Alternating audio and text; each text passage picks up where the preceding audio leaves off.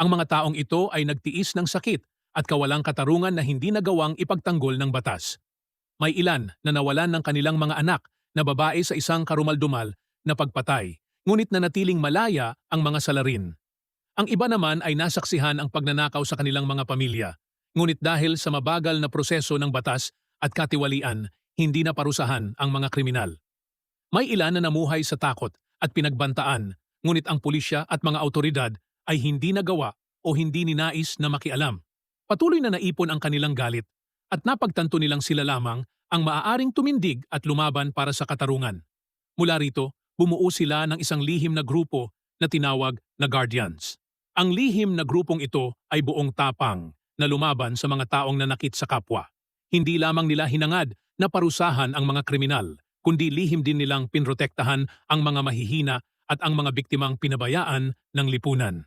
Nagdala ang Guardians ng pag-asa at kaligtasan sa mga taong matagal nang namuhay sa takot. Ang unang miyembro ng grupo ay si Do-han, ang pinakabatang prosecutor sa South Korea. Nagmamaneho siya ng isang mamahaling high-end na sasakyan. Nagsusuot siya ng custom-designed na suit mula sa isang British designer. Kumakain siya ng pinakamasasarap na Korean cuisine.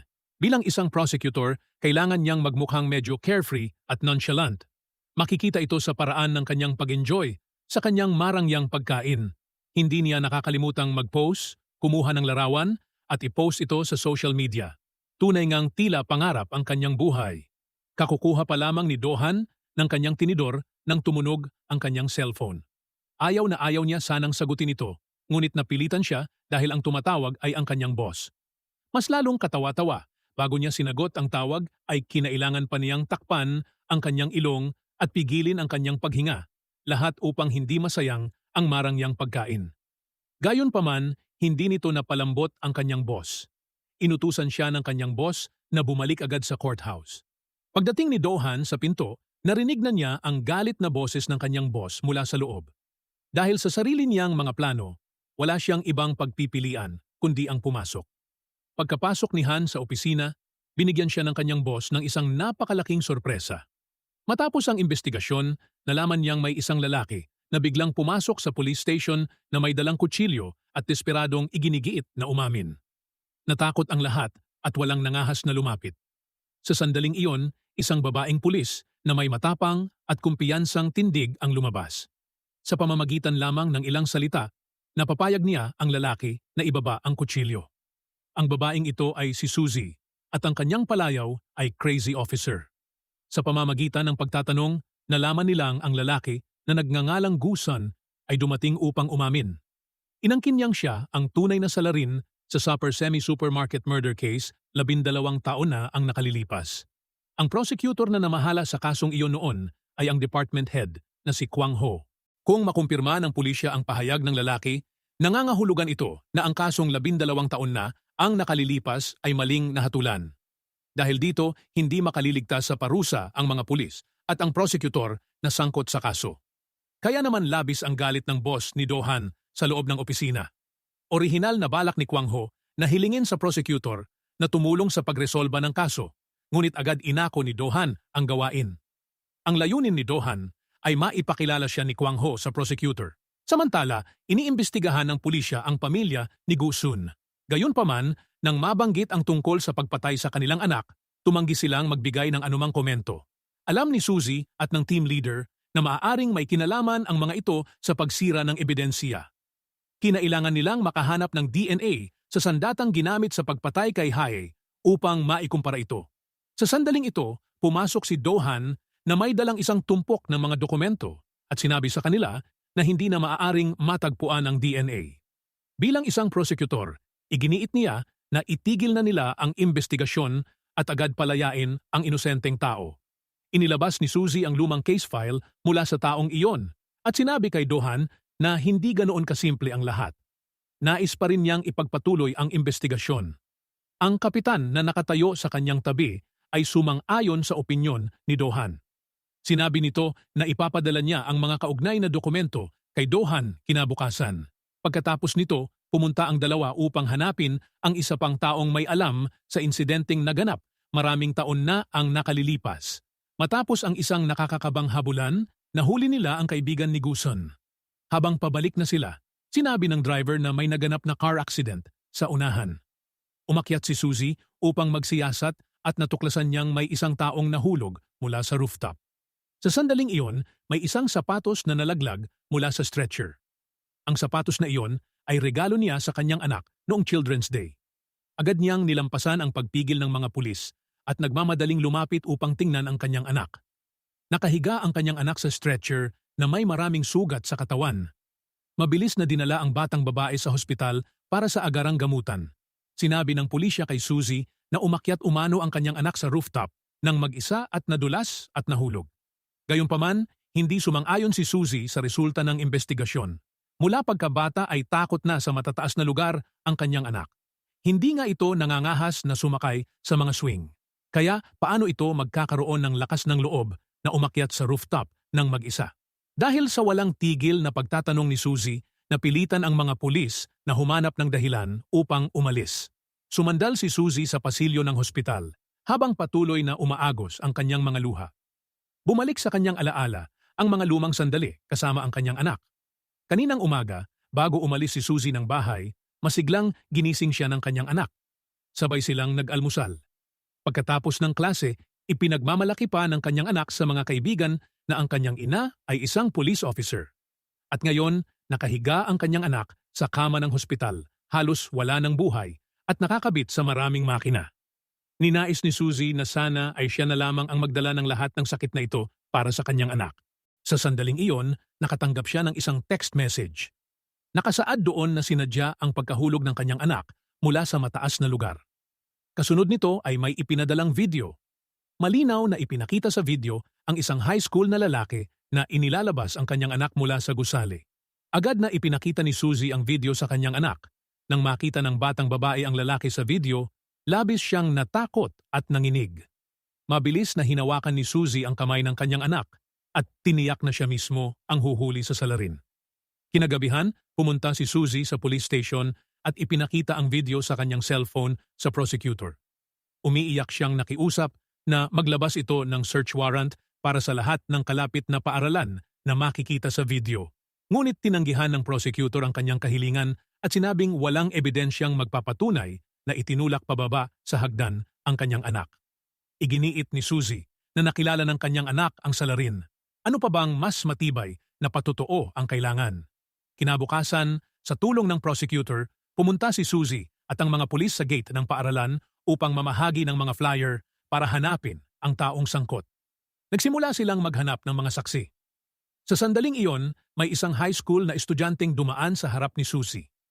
Napansin niya ang isang sticker sa school bag ni Siwon at naalala niya ang nangyari kaninang umaga. Nang gisingin siya ng kanyang anak, nilagyan siya nito ng kahalintulad na sticker sa kanyang noo. Agad na hinabol ni Suzy si Siwon at tinanong kung bakit nito itinulak ang kanyang anak pababa sa hagdan. Ngunit nagkunwari si Siwon na inosente at umastang walang alam sa nangyari. Sa sandaling iyon, dumating ang kanyang ina upang sunduin siya mula sa paaralan at nakita ang eksena. Mabilis siyang lumapit upang pigilan si Suzy at nagtanong kung ano ang nangyari. Ipinakita ni Suzy ang isang larawan upang ituro ang ginawa ni Siwon. Tiningnan ng ina ni Siwon ang larawan at nakilala ang kanyang anak. Gayunpaman, sinubukan pa rin niyang pagtakpan ang sitwasyon at sinabi pa na ang ama nito ay ang pinuno ng Seoul Prosecutor's Office. Pagkatapos nito, mahinahon niyang isinama palayo ang kanyang anak. Ang ama ni Siwon ay ang pinuno ng Seoul Supreme Prosecutor's Office. Sinabi ni Yunjung kay Suzy na medyo komplikado ang sitwasyon, ngunit hindi sumuko si Suzy. Pumunta sila ni Yunjung sa rooftop kung saan naganap ang insidente. Sinubukan nilang buuin muli ang pangyayari at nakakita sila ng maraming punit na piraso ng papel. Sinulyapan ni Suzy ang mga ito at nakilala niya ang mga guhit na ginawa ng kanyang anak. Naalala niya na noong gabi bago ang insidente, tinanong siya ng kanyang anak kung ano ang itsura ng kanyang ama. Nais ng batang babae na ipadala ang liham na isinulat niya para sa kanyang ama, ngunit hindi niya alam ang address nito. Hindi sinasadyang nasabi ni Suzy na ang kanyang ama ay nasa langit. Kaya itinupi ng bata ang liham at ginawa itong paper airplane. Nangako pa ito kay Suzy na sa Children's Day ay magkasama silang pupunta sa langit upang ipadala ang liham sa kanyang ama. Ngunit sa araw na iyon, dahil abala siya sa paghuli ng mga kriminal, Hindi natupad ni Suzy ang kanilang usapan. Habang hindi nakatingin ang lola, tumakbo palabas ng mag-isa ang batang babae at nakilala si Siwon. Dahil takot siya sa matataas na lugar, nakiusap siya kay Siwon na dalhin siya sa lugar na pinakamalapit sa langit. Ngunit ang hindi alam ni Suzy ay walang awang itinulak ni Siwon ang kanyang anak pababa sa hagdan. Labis ang naramdaman niyang pagkakasala. Naniniwala siyang ang hindi niya pagtupad sa kanilang usapan ang hindi direktang nakapinsala sa kanyang anak. Lahat ng ito ay dahil hindi niya matanggap ang katotohanang siya ay iniwan. Kaya nagsinungaling siya sa kanyang anak na ang ama nito ay nasa langit. At iyon ang nagdala sa trahedyang ito. Sa puntong ito, natuklasan ni Eunjung na ang liham ay pinunit din. Tinanong niya si Suzy kung may naging alitan ba siya kay Siwon bago naganap ang insidente. Naalala ni Suzy ang malamig at nakakatakot na tingin na ibinigay ni Siwon sa kanya nang sunduin niya ang kanyang anak mula sa paaralan. Sa sandaling iyon, tumawag ang kapitan at sinabi na kusang pumunta si Siwon sa police station. Inamin ni Siwon na pumunta nga siya sa rooftop noong araw na iyon. Ngunit sa kahilingan ng batang babae, nagsimula siyang magkunwaring walang magawa at gumawa ng kwento. Sinasabing nadulas at nahulog ang bata ng mag-isa at wala siyang kinalaman dito. Hindi na nakapagpigil si Suzy at biglang pumasok sa interrogation room habang galit na hinawakan si Siwon. Iginiit ni Suzy na sabihin nito kung bakit namatay ang kanyang anak. Nanatiling tahimik si Siwon. Habang nagkakagulo ang lahat, ibinaba ni Siwon ang kanyang ulo at nagbigay ng isang mapanirang ngiti. Nahuli ni Suzy ang sandaling iyon. Habang muli siyang susugod kay Siwon, tumunog ang kanyang cellphone. Ipinaalam ng hospital na pumanaw na ang kanyang anak. Kapag ang isang babae ay nilamon ng matinding dalamhati, hindi na siya makaiiyak. Sa kanyang harapan ay nakahimlay ang katawan ng kanyang anak at hindi ito matanggap ng nag-iisang ina. Ilang araw lamang ang nakalilipas nang sunduin niya ang kanyang anak mula sa paaralan gaya ng dati. Binabasahan niya ito ng mga kwentong pambata bago matulog. Nagplano pa silang magsama upang sumulat ng liham para sa kanyang ama. Ngunit ngayon, ang magagawa na lamang niya ay haplusin ang malamig at sugatang mukha ng kanyang anak. Lahat ng nasa paligid ay umiiyak ng buong pait habang isinasagawa ang cremation. Ngunit si Suzy ay hindi man lamang lumuha. Dahil matagal nang natuyo ang kanyang mga luha, dala niya ang larawan ng kanyang anak patungo sa courthouse at sinabi sa media ang tungkol sa pagpatay sa kanyang anak. Nais niyang idemanda ang taong pumatay sa kanyang anak. Ang anak ng pinuno ng Seoul Prosecutor's Office, si Siwon, ang pumatay. Ngunit nakatayo lamang ito sa tabi niya at lubusang hindi pinansin ang kanyang mga paratang. Wala man lamang awa itong inutusan ang mga security guard na paalisin siya. Sa gitna ng pagtutulakan, nahulog sa lupa ang larawan ng kanyang anak at nabasag. Hindi siya umiyak nang mamatay ang kanyang anak at hindi rin siya umiyak sa cremation. Ngunit nang mapagtanto niyang tuluyan nang nawala ang kanyang pag-asa na makapaghiganti, hindi na niya napigilan ang kanyang dalamhati. Niyakap niya ang larawan ng kanyang anak at humagulhol ng walang kontrol. Ang kanyang nakapupunit na pag-iyak ay nakaantig sa lahat ng naroon. Umalis siya sa courthouse na tila isang kaluluwang ligaw. Kinuha niya ang kanyang police badge mula sa kanyang bulsa at inihagis ito diretso sa basurahan sa loob ng maliit na kakahuyan. Naisip niya kung ano pa ang silbi ng pagiging isang police officer. Hindi man lamang niya naprotektahan ang sarili niyang anak. Hindi rin niya mahuli ang pumatay sa kanyang anak. Kaya ano pa ang maaari niyang gawin upang maibigay ang katarungan? Alam niyang sa bansang ito, ang batas ay ginagamit lamang upang itali ang mga ordinaryong taong tulad nila. Kung hindi kayang parusahan ng batas ang mamamatay tao, wala siyang ibang pagpipilian kundi gamitin ang sarili niyang paraan upang ipaghiganti ang kanyang anak. Pumunta siya sa paaralan ni Siwon na may dalang baril at itinutok ito sa kanya. Sinaksak ni Siwon ang kamay ni Suzy gamit ang ballpen at sinubukang tumakbo palabas ng silid-aralan. Ngunit mabilis ang kanyang naging reaksyon, nagpaputok siya upang takutin ito at magdulot ng pagkataranta. Kinaladkad ni Suzy si Siwon patungo sa bintana at sinakal siya. Bagaman nag-aalab ang kanyang galit, nag-alinlangan siyang patayin ito. Maya-maya lamang, tumakbo papunta roon ang ina ni Siwon at lumuhod habang desperadong nakikiusap kay Suzy na patawarin ang kanyang anak. Ang kapitan na nasa tabi niya ay nakiusap din na ibaba na niya ang kanyang baril. Sa huli, nagpaubaya si Suzy at ibinaba ang kanyang sandata. Sinamantala ng kapitan ang pagkakataon upang alisin ang baril kay Suzy at pusasan siya. Ang mamamatay tao ay naging biktima at ang biktima ay naging isang baliw na babae na may hawak na baril at handang pumatay. Napaka-ironiya ng tagpong iyon. Gayunpaman, hindi pa roon nagtatapos ang kwento. Habang siya ay paalis, tinukso at ininsulto pa siya ni Siwon. Lalong nagngit-ngit si Suzy, kaya inagaw niyang muli ang baril at nagpaputok ng isang bala na muntik ng kumitil sa buhay nito. Samantala, sa highway, isang binatang lalaki ang nagkakalat ng mga pako sa kalsada. Ngunit dahil sa sakit ng kanyang binti, siya ay natapilok. Mas matindi pa ang mga susunod na pangyayari. Ang pangalan ng binata ay Kyung-soo at ang pangalan ng dalaga ay Bomi. Isa siyang henyo sa hacking mula sa organisasyong Guardians at dalubhasa sa pagpasok sa iba't ibang device. Ang isa naman ay isang dalagang may autism na namumuhay ng mag-isa. Siya ang namamahala sa pagmamanman ng lahat ng security camera sa Seoul. Napakahusay ng kanilang pagtutulungan. Halos walang system na hindi nila kayang pasukin. Ang misyon nila sa pagkakataong ito ay iligtas si Suzy. Ngunit aksidenteng naihulog ni Kyung-soo ang buong supot ng mga pako sa kalsada. Nang daanan ni Suna ang lugar habang minamaneho si Suzy, tumaob ang sasakyan dahil sa sobrang bilis. Nawalan ng malay ang dalawa. Nang magising si Suzy, natagpuan niya ang sarili sa isang silid sa basement. Sa kanyang harapan ay isang binatilyong abala sa paglalaro ng video game. Labis itong nakatuon sa laro, kaya kahit may gunting nang nakatutok sa kanyang leeg, ay sinabi pa nitong kailangan muna niyang mag-level up sa game. Dahil sa paalala ni Bomi, sa wakas ay nalaman ni Suzy ang katotohanan. Ang dalawa ang nagpadala sa kanya ng video sa labas ng silid ng hospital noong araw na iyon. Agad na sinuri ni Kyung-soo ang surveillance camera ni Siwon at natuklasan niyang ito ay nasa ilalim ng mahigpit na proteksyon ng pulisya. Dahil sa padalos-dalos na kilos ni Suzy, si Siwon ang naging biktima. Samantala, siya ang naging kontrabida at inakusahan ng tangkang pagpatay. Sa ilalim ng maling mga paratang ni Sung-ju, malawakang ibinalita ng media ang kwento tungkol sa pag-atake ni Suzy. Sa isang iglap, siya ang naging sentro ng batikos ng publiko. Samantala, walang sino man ang nagbanggit tungkol sa pagpatay sa kanyang anak. Sinamantala ni Bomi ang pagkakataong ito upang yayain si Suzy na sumali sa organisasyong Guardians. Ito na lamang ang natitirang paraan para makapaghiganti siya. Naging tagapagpatupad si Suzy ng organisasyon, habang sina Bomi at Kyung-soo ang nagbibigay ng impormasyon mula sa labas.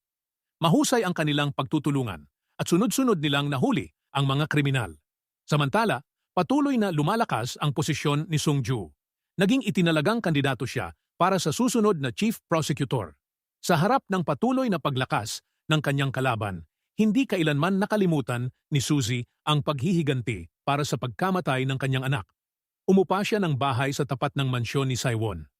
Sa loob ng nakaraang isang taon, minamanmanan niya ang bawat galaw nito. Kapag nagkamali ito, siya ang unang magpapadala rito sa kulungan. Kinabukasan, nakatanggap ng bagong misyon ang tatlo. Ang lalaking ito na isang taon na ang nakalilipas ay isang bilanggo. Ngayon ay nagmamaneho na ng mamahaling sasakyan at nakatira sa marangyang bahay. Mayroon pa siyang batang kasintahan. Ang pangalan niya ay Gu Sung, ang tunay na salarin sa Sae Sae My Supermarket Murder na naganap 12 taon na ang nakalilipas. Habang tumatakas matapos gawin ang krimen, nabangga niya ang isang delivery man. Hindi malinaw kung ano ang napulot ng delivery man, ngunit siya ang napagbintangang pumatay.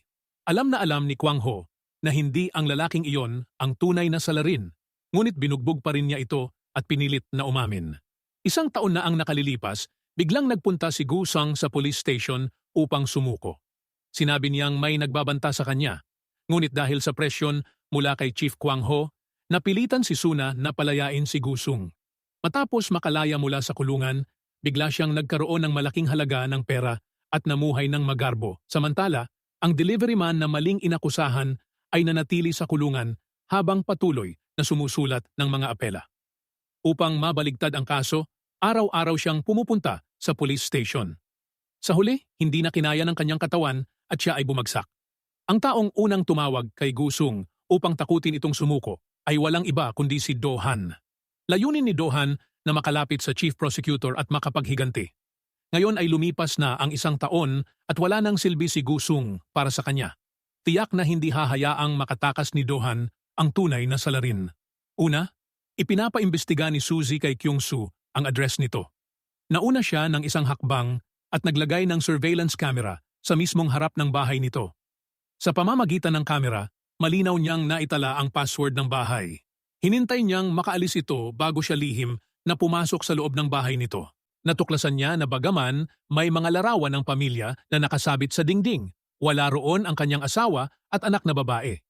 Sa sandaling iyon, iniulat ni Bomi na may kamiting si Gusung. Tiningnan ni Suzy ang lalaki sa kamera at agad niya itong nakilala bilang ang taong hinahabol noon ni Shekwo. Kaibigan din ito ni Gusung at may alam tungkol sa Samay Supermarket murder case. Agad niyang inutusan si Kyung-soo na subukang i-hack ang cellphone ni Gusung upang malaman kung ano ang kanilang pinag-uusapan. Sa pamamagitan ng ilang bihasang galaw, mabilis na nahack ni Kyung-soo ang cellphone ni Gusung. Matapos pakinggan ang usapan, nalaman nilang may binabalak ang dalawa na isang kidnapping ngunit hindi nila binanggit kung sino ang kanilang kikidnapin. Nawawala ang asawa at anak na babae ni Gusung. Pinaghinalaan ni Suzy na nais patayin ni Gusung ang kanyang kapatid na babae upang makuha ang insurance money. Kinabukasan, sinundan ni Suzy ang lalaki gamit ang kanyang sasakyan. Samantala, magdamag na sinuri ni Kyung-soo ang mga mensahe at email ni Gusung. Natuklasan ni Kyung-soo na ang taong nais kidnapin ni Gusung ay ang sarili niyang anak, hindi ang kanyang kapatid na babae. Habang naguguluhan pa ang grupo, namataan ng mga kidnapper ang batang babae na lumalabas ng paaralan. Bigla silang kumabig at pinilit siyang isakay sa kanilang sasakyan. Agad na hinabol sila ni Suzy at nakita niyang umiiyak nang walang magawa ang bata sa loob ng sasakyan. Naalala niya ang sarili niyang anak. Gamit ang isang bakal na pamalo, binasag niya ang bintana ng sasakyan at napilitang huminto ang van. Sinubukan ni Suzy na buksan ang pinto upang iligtas ang bata, ngunit mariing isinara ng kidnapper ang pinto at mabilis na umarangkada. Sa kanyang desperasyon, kumapit si Suzy sa roof rail ng sasakyan at kinaladkad siya nito sa kalsada. Mabilis na binuksan ng kidnapper ang pinto, nakipagbuno kay Suzy at sinipa siya ng malakas kaya siya ay gumulong sa kalsada. Bago pa siya makabangon, isang malaking truck ang mabilis na paparating diretso sa kanya. Nang akala ng lahat ay masasagasaan na siya, biglang nagpreno ang truck sa tamang sandali. Muntik na siyang mamatay, ngunit nakaligtas. Pasuray-suray siyang lumapit sa kanyang motorcycle. Mabilis siyang kumabig at ipinagpatuloy ang habulan. Sinabi ni Bomi kay Suzy na ang pagtawid niya sa kalsada ay naitala ng mga surveillance camera. Nagpadala ang police department ng malaking bilang ng mga pulis. Hindi sila naroon upang hulihin ang mga magnanakaw, kundi upang hulihin si Suzy. Sinabihan siya ni Bomi na dumaan agad sa isang shortcut upang makatakas. Ngunit hindi tumigil si Suzy sa paghabol. Natatangi ang batang iyon at hindi niya kayang manood lamang. Sa pagitan ng pagligtas sa bata at ang mahuli, pinili niya ang bata. Dahil personal niyang naranasan ang sakit nang mawala ng sariling anak. Sa loob ng maikling oras, napaligiran siya ng napakaraming pulis. Sa kabila ng mga police car sa kanyang likuran, wala siyang ipinakitang kahit kaunting takot. Sa pagkakataong ito, hindi na niya muling sisirain ang kanyang pangako. Sa pinakamahalagang sandali, kumilos si Kyung-soo. Nahack niya ang traffic light system. Nang dumaan si Suzy, binago niya ang pulang ilaw at ginawa itong berde. Nang papalapit naman ang police car sa likuran, agad niya itong ibinalik sa pula. Matagumpay na nakatakas si Suzy mula sa mga pulis. Ang galaw na iyon ay nagbigay pa ng paghanga mula kay Suna. Sinundan ni Suzy ang sasakyan hanggang sa isang gusali. Ngunit pagliko sa isang kanto, napansin niyang nawala na ito sa kanyang paningin. Nataranta si Suzy. Hindi alam ang gagawin, tanging ang mga street camera lamang ang natitingnan ni Bomi. Ang mga kamera sa loob ng gusali ay protektado ng isang firewall. Hindi rin ito mahack ni Kyung-soo. Dahil wala nang ibang paraan, pumasok si Suzy sa loob upang maghanap. Sa isang kurbada ng kalsada, mabilis niyang nalampasan ang sasakyan ng kidnapper. Wala na roon ang batang babae. Sa sandaling iyon, nasagap ni Kyung-soo ang text message ni Gusung na nagsasabing ikinulong ang bata sa isang freezer. Pagdating ni Suzy, nakita niya ang maraming delivery truck na magkakatabi. Agad niyang inutusan si Kyung-soo na tukuyin ang truck ni Myung-hun. Matapos maghanap, nakita ni Kyung-soo ang isang balat ng tigre sa upuan ng driver ni Myung-hun. Gayunpaman, hindi pa rin ito makita ni Suzy. Sa kabutihang palad, nagbunga ang kanyang pagsisikap. Nang madaanan niya ang isa sa mga truck, nakita niya ang balat ng tigre. Tumakbo siya papunta sa likuran ng truck at desperadong kumatok sa pinto. Sa loob, ang batang babae ay nanginginig na sa lamig. Tila narinig nito ang mga tawag ni Suzy. Mabagal itong gumapang paitaas at paulit-ulit na tumatawag ng mommy. Ang maliit nitong mukha ay nababalutan na ng yelo. Mabilis na kumuha si Suzy ng isang kahoy at paulit-ulit na hinampas ang nakasarang pinto. Ngunit bago pa siya makailang hampas, nabali ang kahoy. Ang batang babae na hindi na makayanan ang matinding lamig ay muling bumagsak. Nang makitang hindi pa rin nabubuksan ang pinto, hindi na napigilan ni Suzy ang kanyang mga luha at humagulgol siya. Sa sandaling iyon, napansin niya ang isang kadena sa likurang pinto ng truck. Hindi na siya nag-aksaya ng oras. Nasa bingit na ng kamatayan ang batang nakakulong sa freezer. Itinali ni Suzy ang isang dulo ng kadena sa truck at ang kabilang dulo sa kanyang motorcycle. Pinaharurot niya ang makina at ginamit ang buong lakas upang hatakin ang pinto hanggang ito ay bumigay. Mabilis na sumakay si Suzy sa kanyang motorcycle habang mahigpit na yakap ang batang babae. Ngunit ang pangalang tinatawag niya ay ang pangalan ng kanyang sariling anak. Nailigtas ang bata. Sinabi nito kay Do-han na isang anghel na nakaputi ang nagligtas sa kanya. Samantala, papunta si Suzy upang hulihin si Gusong. Sinabi ni Bomi na pumunta si Gusong sa supermarket kung saan nagtatrabaho ang kanyang asawa. Noon lamang nila napagtanto na ang pagkidnap sa kanyang anak ay isa lamang panlilinlang. Ang tunay niyang layunin ay i-blackmail ang kanyang asawa. Lumabas ang katotohanan na sa isang insidente ng drunk driving, hindi sinasadyang nabunyag ni Gusang ang totoo. Siya ang tunay na pumatay.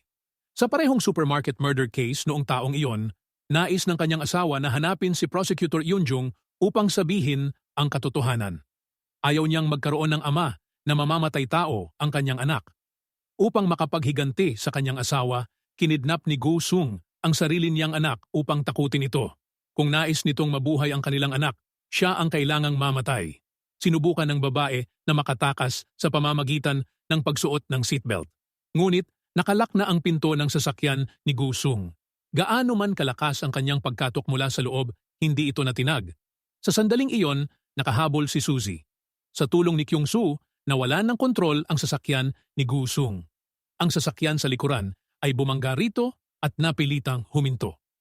Habang may paparating na malaking truck na halos babangga sa kanila, dumating si Suzy sa tamang oras. Nataranta ang babae at sinubukang tumakas. Ngunit biglang nagkamalay si Gusung at hinila ang buhok ng babae palabas ng sasakyan. Sinipa siya ni Suzy palayo.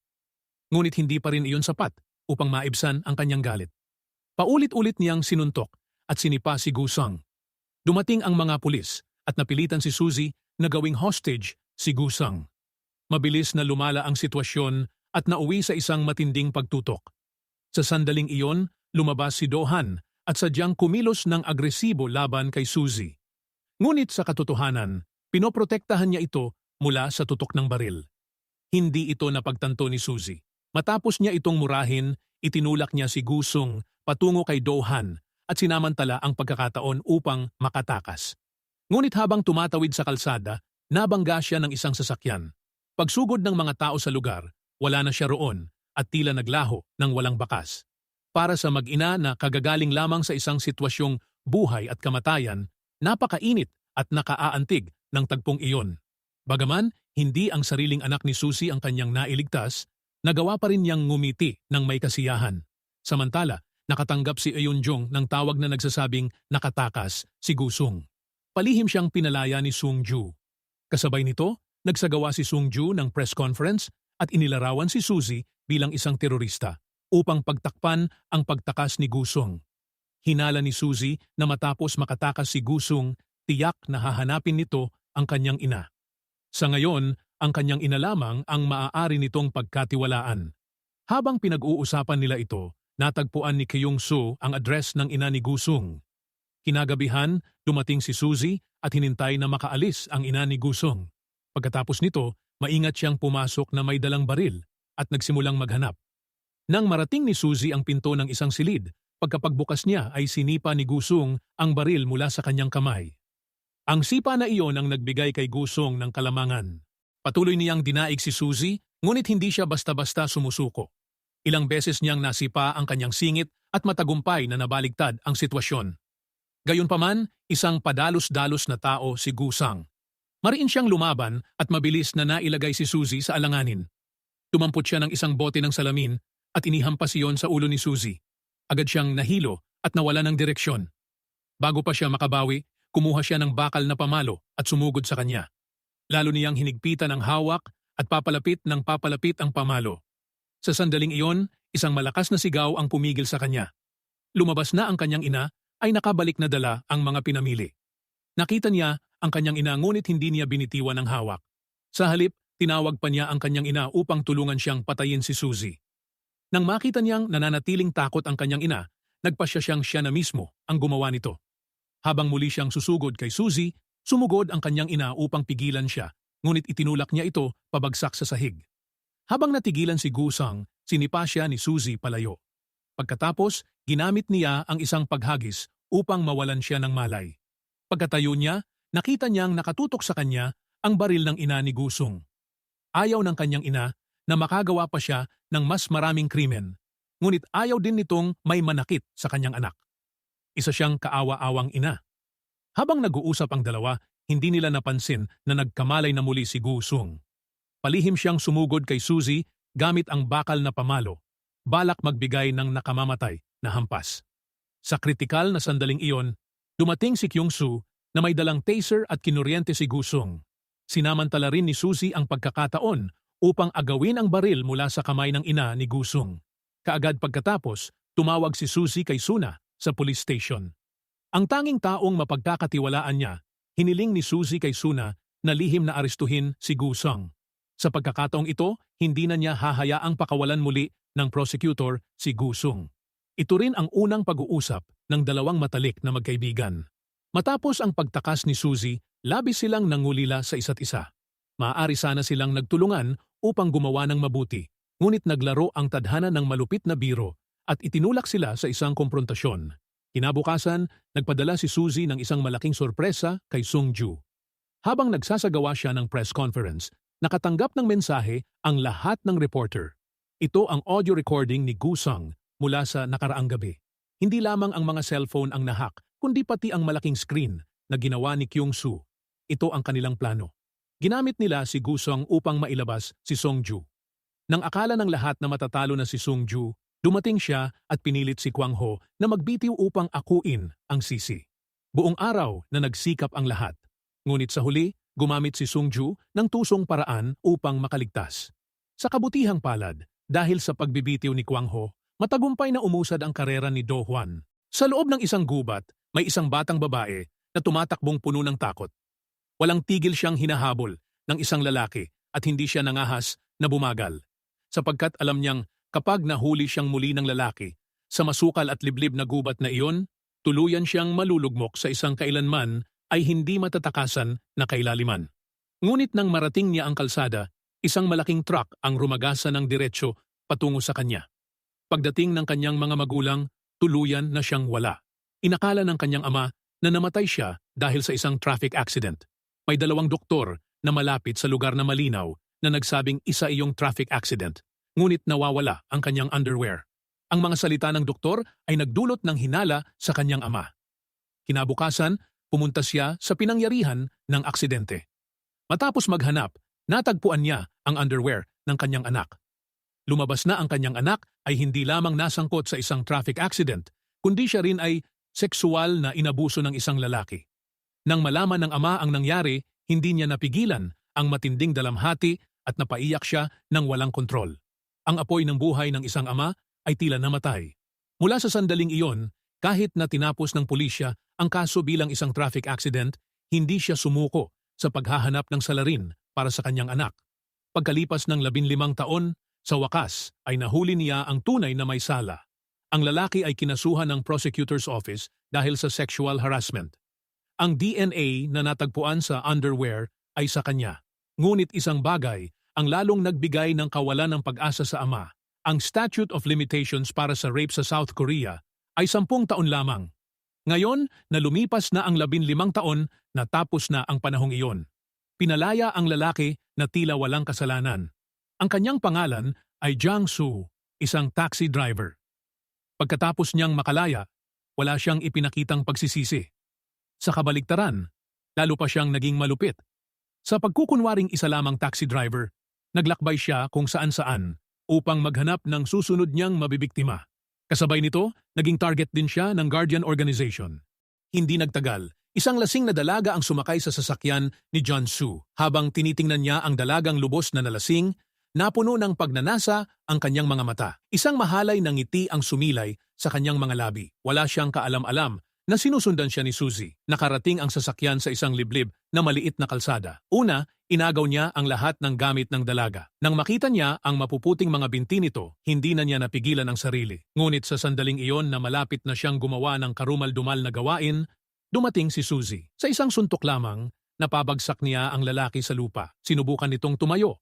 Ngunit muli siyang sinipa ni Suzy hanggang sa mawalan siya ng malay. Nahulog ang kwintas na suot niya. Ito ang kwintas ng dalagang namatay 15 taon na ang nakalipas. Ginawa iyon ni John Su bilang kanyang tropeyo. Kinabukasan, ginamit ni Kyung Su ang hacking techniques upang ilathala online ang ebidensiya. Kapag tumestigo ang tindahang nagbenta ng kwintas, tiyak na hindi makatatakas si John Su sa batas. Tumestigo rin ang dalagang iniligtas ni Suzy. Sinabi niyang si Suzy ang taong nagligtas sa kanya noong nakaraang gabi. Sa isang iglap, naging bayani si Suzy sa paningin ng mga mamamayan ng Korea. Muling binuhay ng mga netizen ang pagpatay sa kanyang anak, at ito ay naging sentro ng pansin ng publiko. Hindi naging madali ang buhay ni Sung-ju at ng kanyang anak. Ang isa ay tinatawag na mamamatay tao, at ang isa naman ay humaharap sa paglilitis. Dahil dito, nagpadala ang Korean National Assembly ng mga miyembro ng parlamento upang magsagawa ng investigasyon, lalo na tungkol sa kaso ng anak ni Suzy. Tila unti-unting umuusad ang lahat sa mas mabuting direksyon. Nasaksihan ng dalagang ito ang sariling kapatid na babae na kinaladkad palayo ng isang lalaking bughaw ang mukha at wala siyang nagawa kundi tumayo at manood. Ang pagtakbo niya palabas ay magdadagdag lamang ng walang saysay na mga biktima. Ang dalagang nagngangalang Bo Jong ay isang high school student. Mula pagkabata, siya ay masigla at medyo pilyang bata. Maliit at maganda ang kanyang mukha. Ang kaunting light makeup ay lalo pang nagbigay sa kanya ng kaakit-akit na anyo. Mayroon siyang nakatatandang kapatid na babae. Dahil abala sa negosyo ang kanilang mga magulang, wala silang oras upang alagaan siya, kaya inako ng kanyang kapatid ang responsibilidad bilang kanyang tagapag-alaga. Sa panlabas, tila may kaunting tampo si Bo Jong. Ngunit sa kaibuturan ay nauunawaan niya ang layunin ng kanyang kapatid. Ang kanilang maliit na pamilya ay namumuhay ng may sapat na kasiyahan. Ngunit ang lahat ng kaligayahang iyon ay nawasak ng gabing iyon. Habang babangon si Bo Jong upang pumunta sa banyo, nakarinig siya ng mga ingay mula sa silid ng kanyang mga magulang. Nang siya ay lumapit, nasaksihan niya ang isang tagpong hindi niya kailanman malilimutan. Ang kanyang ama ay paulit-ulit na sinasaksak gamit ang isang matulis na bagay, at ang kanyang ina ay nakahandusay sa isang lawa ng dugo. Nanginginig sa matinding takot, paulit-ulit siyang napaatras. Tumakbo siya papunta sa silid ng kanyang kapatid at sinabi rito na may magnanakaw at pinatay ang kanilang mga magulang. Matapos kumalma, agad na nag-isip ng plano ang kanyang kapatid. Mabilis nitong sinabi kay Bo Jong na magtago sa ilalim ng kama at huwag gumawa ng anumang ingay. Anuman ang mangyari, iniabot nito ang cellphone kay Bo Jong at inutusan siyang tumawag sa pulis. Lalabas na sana ang kanyang nakatatandang kapatid upang ilayo ang lalaki. Ngunit pagdating nito sa pinto, biglang lumitaw ang lalaki. Sinampal siya at napabagsak sa sahig. Pagkatapos, ay kinaladkad siya palabas. Nasa ilalim ng kama si Bo Jong, ngunit wala siyang magawa. Wala siyang nagawa, kundi panoorin habang kinakaladkad ng lalaki ang kanyang kapatid palayo. Ang mga mata ng kanyang kapatid ay puno ng desperasyon at kawalan ng pag-asa. Sa labas, sumisigaw sa sakit ang kanyang kapatid. Sa loob, ang hikbi ni Bo Jong na pumupunit sa puso ang pumuno sa paligid. Hindi niya alam kung gaano katagalang lumipas bago siya naglakas loob na dahan-dahang gumapang palabas mula sa ilalim ng kama. Pagdating niya sa pintuan, nakahandusay ang kanyang kapatid sa isang lawa ng dugo. Sa loob lamang ng isang gabi, ang masaya at maayos na pamilya na may 4 na miyembro ay naging siya na lamang mag-isa. Sa sandaling iyon, tila abo ang kanyang puso. Nanginginig ang kanyang mga kamay habang tahimik niyang isinara ang pinto. Wala siyang lakas ng loob na lisanin ang silid na iyon. Mula noon, nagkaroon siya ng autism. Kinulong niya ang sarili sa kanyang silid buong araw. Ang mundo sa labas ay tila naging isang ipinagbabawal na lugar para sa kanya. Dahil dito, sinadya ni Kyung-soo na pumunta sa paaralan ni Bojong. Isa-isa niyang ipinakita rito ang mundo sa labas. Ngunit kahit iyon ay hindi nagawang buksan ang pintuan ng kanyang puso. Hanggat hindi nahuhuli ang salarin, mananatiling hindi matitinag ang batong nakabaon sa kanyang dibdib. Ang mga salarin ay 2 American soldiers na nakaistasyon sa South Korea. Ninais nilang angkinin ang ari-arian ng pamilya ni Bojong kaya sila pumasok sa bahay upang magnakaw at pumatay. Nabunyag na ang address ng isa sa mga sundalo. Kapag naglabas ng arrest warrant, maaari ring mahuli ang isa pa. Gayunpaman, nagkataon na ang kasong ito ay sumabay sa South Korean presidential election. Si Sung Ju, na nais makuha ang pabor ng kanyang mga nakatataas, ay pinalaya ang 2 American soldiers. Dahil dito, ibinasura ang kaso. Sa investigasyon ng leader ng Guardian Organization, lumabas na ito ay kasong ginawa ng isang taong kilala ng biktima. Hindi lamang ang 2 taong iyon ang tunay na salarin. Ang misyon na ibinigay sa Guardian ay muling buksan ang kaso para kay Bojong at tulungan siyang makalabas muli sa kulungan ng kanyang sariling mundo upang muli siyang makapamuhay bilang dating inosente at kaibig-ibig na si Bojong. Sinundan ni Kyung-soo si Ju-won hanggang sa kanyang tahanan. Pagkatapos nito, mula sa rooftop ng gusali sa tapat, minanmanan ni Kyung-soo si Ju-won. Ngunit nakatulog siya roon sa rooftop. Kasabay nito, biglang lumitaw ang delivery man na si Jin-gu na matagal nang nawawala. Bigla siyang sumugod kay Ju-won, sinakal ito, at pilit na hinihingi ang impormasyon tungkol sa kinaroroonan ni Bojong. Balak niya itong patayin upang patahimikin.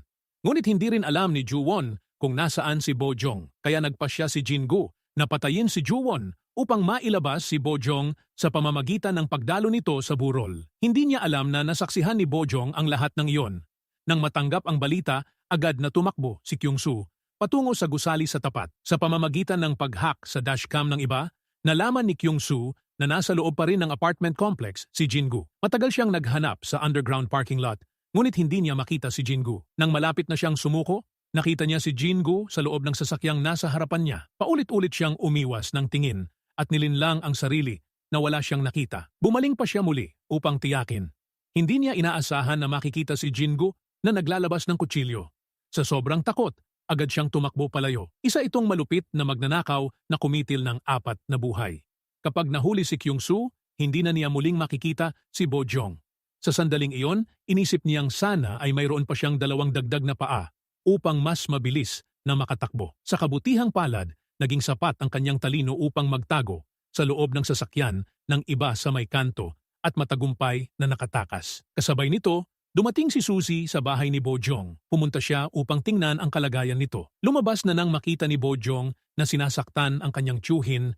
Naalala niya ang nakakatakot na gabing iyon at inatake siya ng asma. Nag-alala si Suzy kaya nagtungo siya sa bahay ni Bojong. Ngunit ang pinto ni Bojong ay yari sa isang materyal na napakahirap sirain. Ang pagtatangkang pilitin iyon ni Suzy ay tila isang imposibleng pangarap. Wala siyang ibang pagpipilian kundi magpanggap bilang isang pulis, kumatok sa pinto ng kapitbahay at umakyat sa pader papasok sa bahay ni Bojong. Pagpasok ni Suzy, nakita niyang nakahandusay si Bojong sa sahig at hirap na hirap sa paghinga. Mabilis na kumuha si Suzy ng isang bag upang tulungan siyang kumalma. Habang nag-uusap ang dalawa, nakatanggap ng tawag ang police station. Ang kapitbahay ni Bojong ang tumawag upang isumbong sila. Nabunyag ang kinaroroonan ni Suzy at ng iba pa. Nagpadala ang pulis ng malaking puwersa at patungo na sila sa bahay ni Bojong. Inihanda ni Suzy ang kanyang mga gamit. Habang nakaupo si Bojong nang hindi gumagalaw, wala pa rin siyang lakas ng loob na lumabas ng silid. Napakalalim ng sugat na iniwan ng sakit na idinulot ng lahat sa kanya. Wala nang ibang magawa.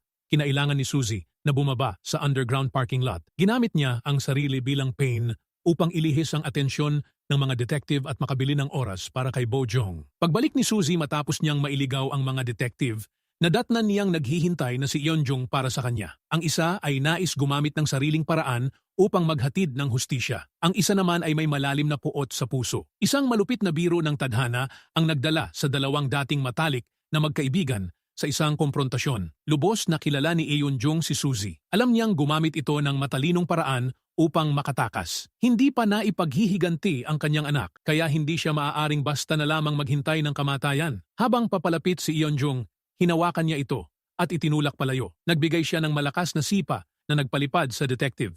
Saka siya tumalon pababa. Gumamit siya ng 2 lubid sa magkabilang panig. Dahil sa kanyang hindi maingat na pagkilos, Nahulog siya sa isang flower pot sa ibaba. Hindi man lang siya nag-atubili at hinawakan ang kanyang nabaling braso habang sinusubukang tumakas.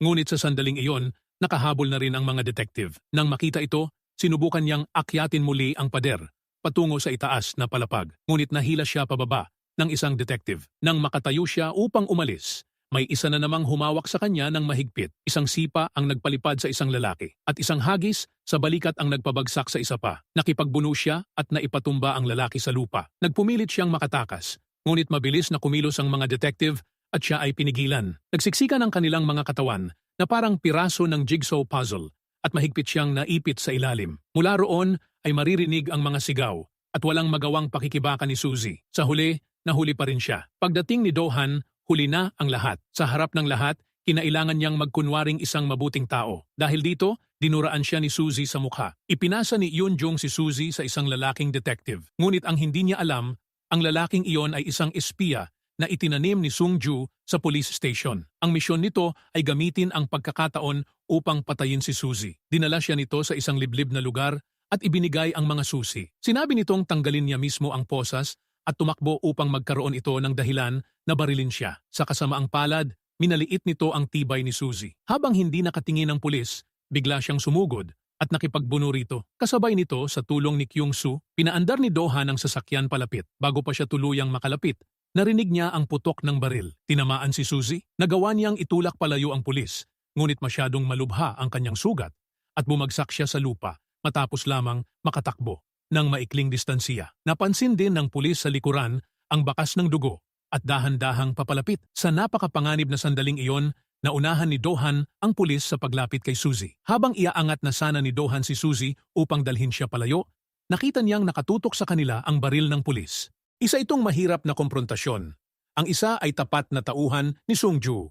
Ang isa naman ay nagtiis ng lahat ng paghihirap sa ilalim ng pamumuno ni Sung-ju. Siya ang tunay na leader ng Guardian Organization. Ilang salita lamang mula sa kanya ay sapat na upang matakot ang pulis. Mabilis na binuhat ni Dohan si Suzy paakyat sa tuktok ng hagdan. Gumamit siya ng panyo upang balutan ang sugat nito. Pagkatapos ay tumawag siya kay Bomi upang ipaalam ang kinaroroonan ni Suzy. Gaya ng inaasahan, nailigtas si Suzy.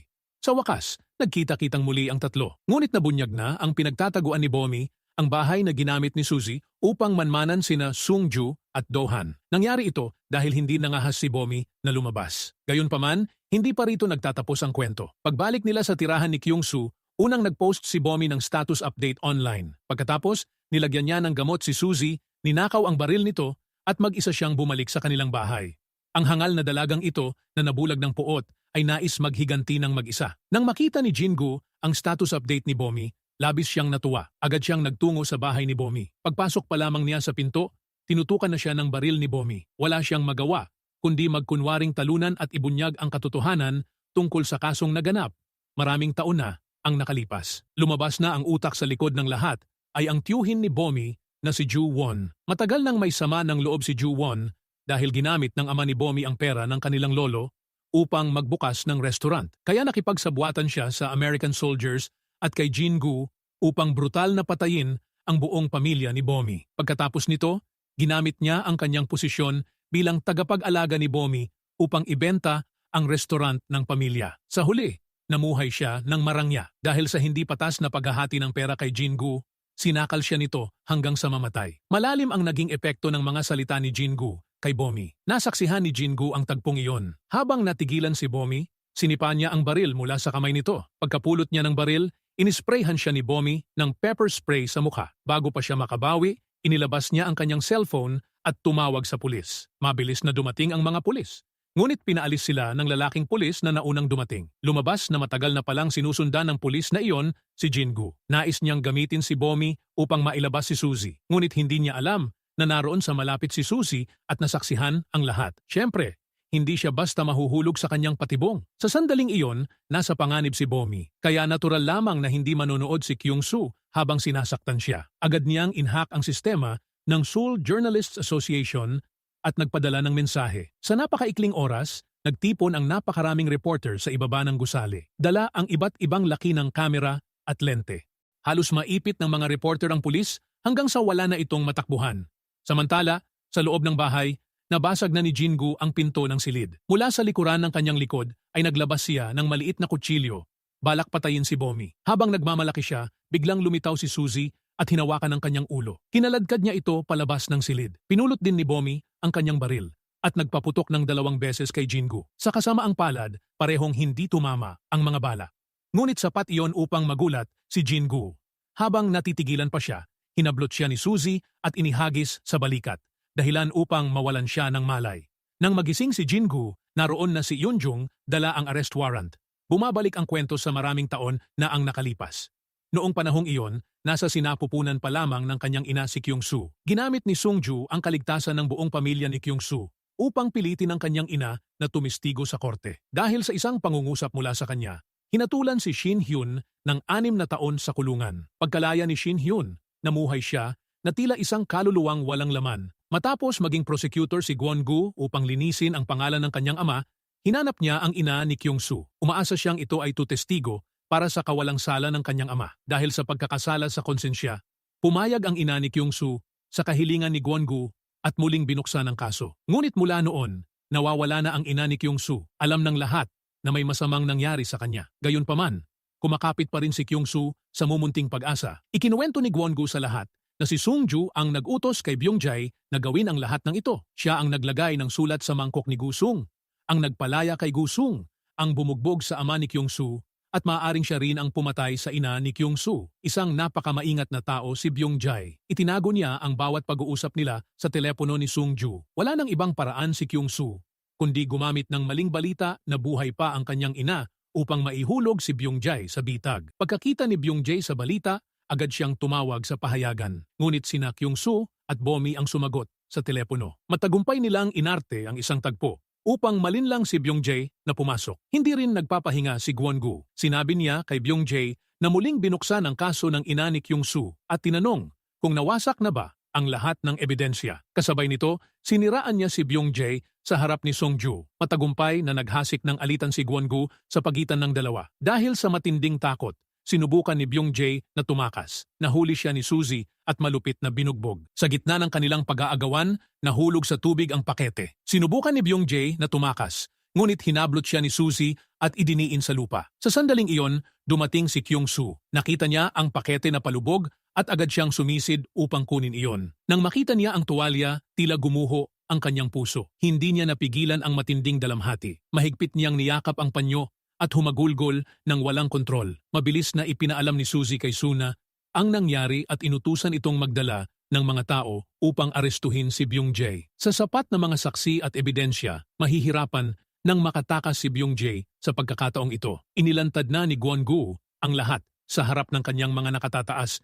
Hindi na siya nagpapanggap. Ang mga kaso ni Gu-sung, Jin-gu, Byung-jae at Shin Hyun ay may kinalaman kay Sung-ju. Ang dahilan ng kanilang pagkakaaresto ay hindi maihihiwalay sa utak sa likod ng lahat, si Gwon-gu. Una, ginamit niya ang kaso ni Gu-sung upang pilitin ang tauhan ni Sung-ju na si Kwang-ho na magbitiw. Sa gayon, nagkaroon siya ng pagkakataong umangat sa ranggo. Sumunod, nag-imbento siya ng mga kwento sa harap ni Sung-ju upang maisukol si Kwang-ho. Pagkatapos, nagkunwari siyang umaalo rito at ginamit ang panghihikayat at panlilinlang upang gawin itong mahalagang saksi sa paglilitis. Ang pinagkakatiwalaang katulong ni Sung-ju na si Byung-jae ay naapektuhan din ni Gwon-gu, dahilan upang masira ang kanilang ugnayan. Ang nais ni Gwon-gu ay putulin ang lahat ng tauhan ni Sung-ju at iwan siyang mag-isa. Ngayon, ang dalawa niyang pinaka-pinagkakatiwalaang kasabwat ay naging mga saksi laban sa kanya. Tunay itong isang napakagaling na hakbang. Mabilis na humanap si Sung-ju ng isang mataas na ranggong hukom upang maging defense lawyer ni Byung-jae. Ang hukom na ito rin ang namuno sa paglilitis ni Shin Hyun maraming taon na ang nakalipas. Upang pagtakpan ang kanyang pagkakamali noon, napilitan siyang pumayag. Sa pagbisita sa bilangguan, ginamit ng hukom ang kaligtasan ng buong pamilya ni Byung-jae upang pilitin itong magbigti sa loob ng kulungan. Ang tanging ebidensya, isang recording sa kanyang cellphone, ay may password na may 16 na karakter. Kahit si Kyung-soo ay inabot ng 1 taon bago ito nabuksan.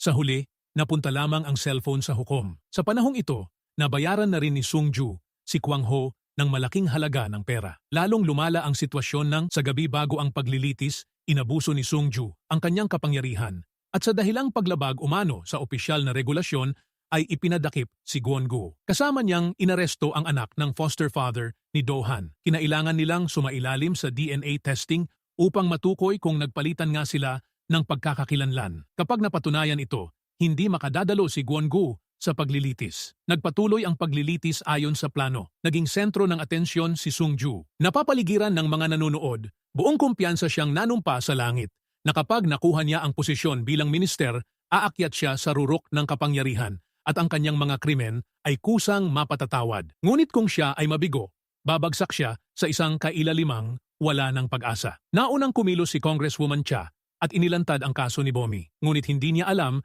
na nabayaran na ni Sung-ju si Kwang Ho. Nang ipatawag niya si Kwang Ho bilang saksi, komportable itong nakaupo sa bahay at nakangiti. Wala ni isa sa tatlong saksing ipinangako ni Gwon-gu ang dumating. Labis itong ikinagalit ni Congresswoman Cha. Habang tila malapit ng manalo si Sung-ju sa halalan, dahan-dahang bumukas ang mga pinto ng pangunahing bulwagan. Ang pumasok ay si Gwon-gu.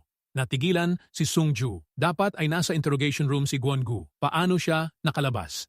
Balikan ang 9 na oras bago nito ibunyag kay Sung-ju ang kanyang tunay na layunin. Hinanap niya si Suzy at magkasama silang nagplano. Alam niyang upang pigilan siyang humarap sa paglilitis, tiyak na gagawa ng paraan si Sung-ju upang saktan siya. Ang layunin ay patunayan na nagpalitan ng pagkakakilanlan si Do-han at ang anak ng kanyang adoptive father. Sa ganitong paraan, maaari siyang arestuhin sa kasong pamimeke ng dokumento. Kaya hiniling niya kay Suzy sa ospital na palitan ang resulta ng DNA testing. Nang ipadala sa police station ang resulta ng paternity test, natural na peke iyon. Gayunpaman, wala ring balak ang pulis na palayain si Gwon-gu dahil ang kanilang misyon ay maantala ang kanyang pagharap sa paglilitis. Kaya naghanap siya ng ibang dahilan. Iginiit niyang ang cellphone na natagpuan sa kanyang sasakyan ay may burner SIM. Kapag napatunayan ito, maaari rin siyang arestuhin dahil sa paglabag sa Electronic Communications Laws. Nagtaka ang lahat kung paano nakalabas si Gwon-gu. Huwag kalimutan si Kyung-soo, isang top-tier hacker genius. Nahack na niya ang surveillance cameras sa interrogation room. Ang pagpapalit ng identity verification ay maliit na bagay lamang para sa kanya. Sa kabila ng kanilang galit, wala silang nagawa kundi palayain si Gwon-gu sa pagkakataong iyon. Sa paglilitis, umupo si Gwon-gu sa witness stand. Isa-isa niyang itinuro ang mga maling ginawa ni Sung-ju. Isinalaysay niya ang buong kaso na kinasangkutan ng grupo ni Suzy at ng kanyang ama. Nasaksihan niya mismo ang kaso ng anak ni Suzy. Maaari sana niya itong napigilan.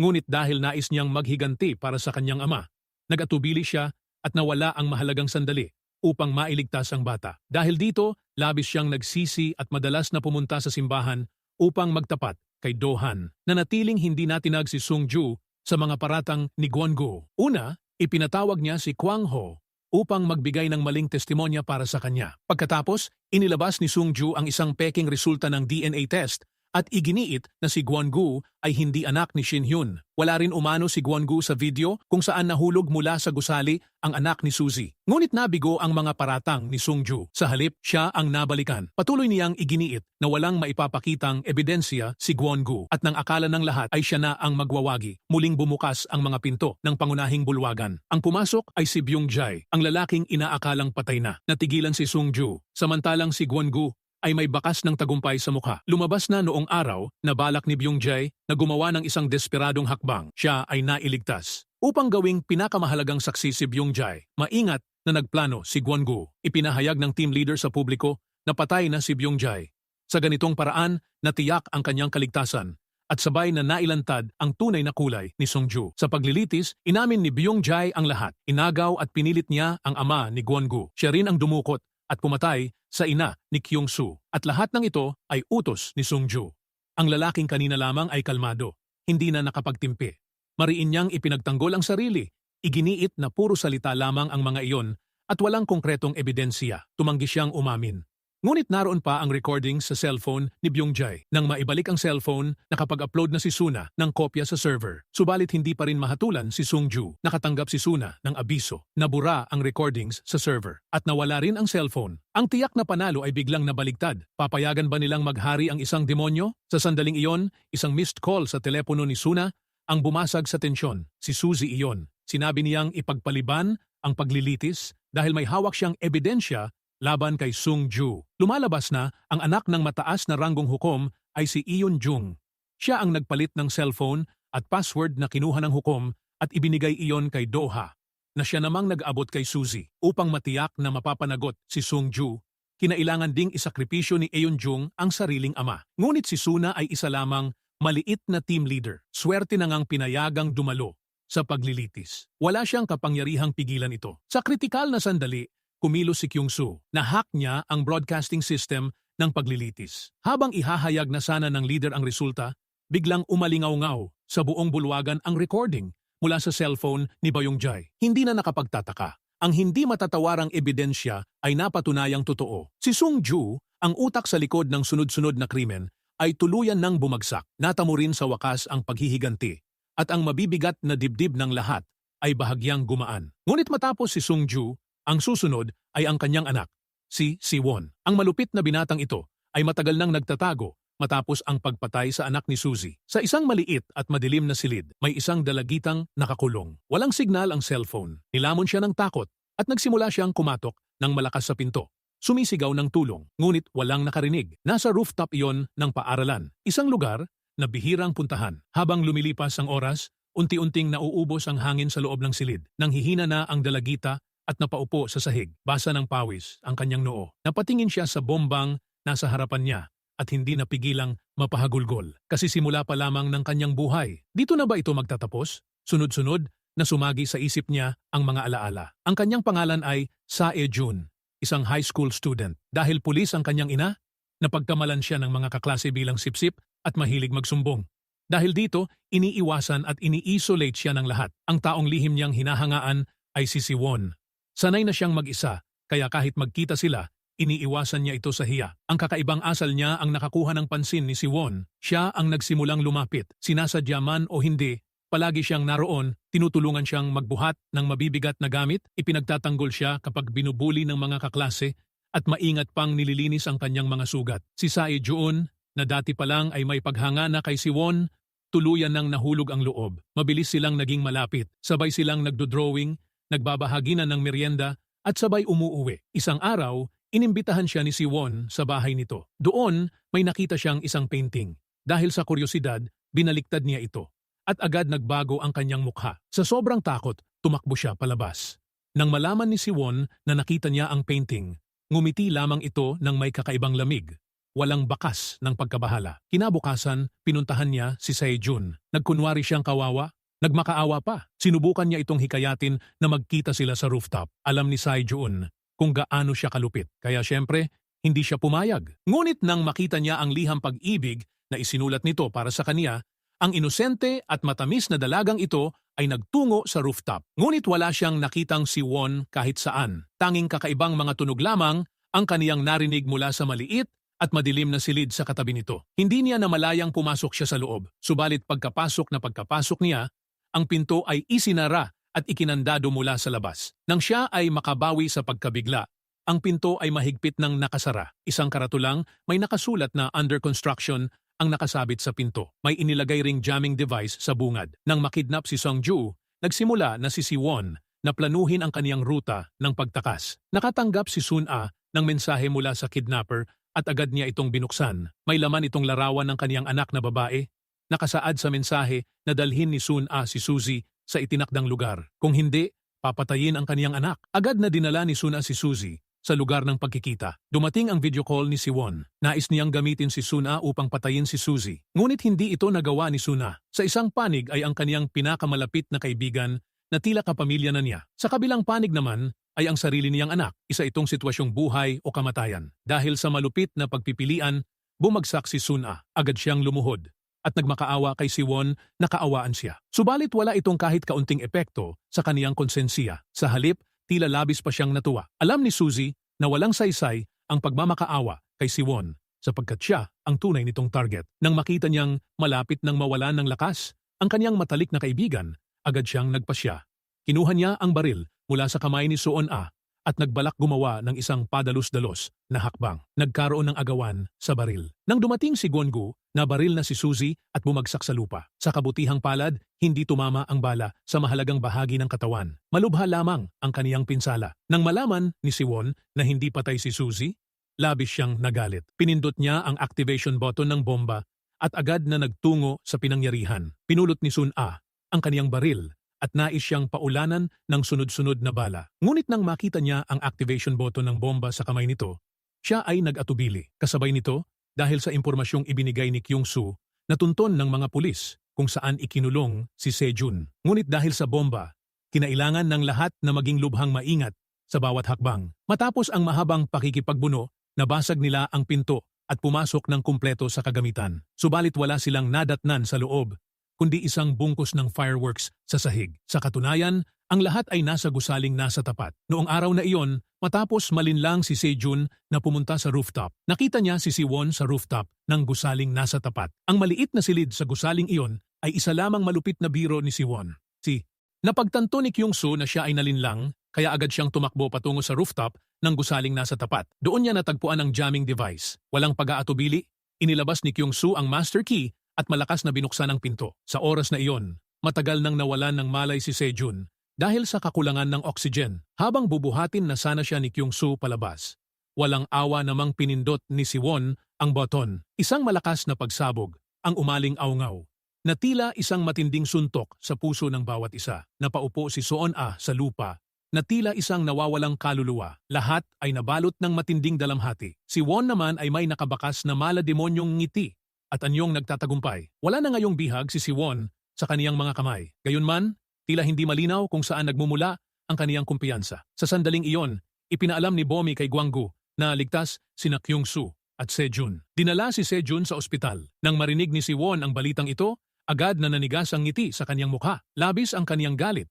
hanggang sa tila mawala siya sa katinuan. Habang ang lahat ay nananatiling tulala, binalak ni Siwon na mamatay kasama si Suzy. Sa mapagpasyang sandali, itinulak ni Gwanggu si Suzy palayo at siya ang nahulog kasama si Siwon. Agad na namatay si Siwon. Malubhang nasugatan si Gwanggu. Sa huli, hindi na bumalik si Suzy sa police station kundi nanatili sa Guardian Organization. Ginamit niya ang sarili niyang mga paraan upang ipagpatuloy ang pagpaparusa sa kasamaan at pagprotekta sa kabutihan. Si Eun-jung ang naging bagong informant. Nagbitiw sa tungkulin si Gwanggu at paminsan-minsan ay dumadalaw sa mga pag-uusap ni Eun-jung. Samantala, natagpuan ni Kyung-soo at Bomi ang kaligayahan kasama ang isa't isa. Dito, nagtatapos ang serye. Maraming salamat po sa patuloy na pagsuporta sa Nilagang Money. Hanggang sa muli! Kung nagustuhan mo ang aral sa istorya na to, huwag kalimutang mag-subscribe sa channel at pindutin ang notification bell para lagi kayong updated sa mga susunod nating uploads.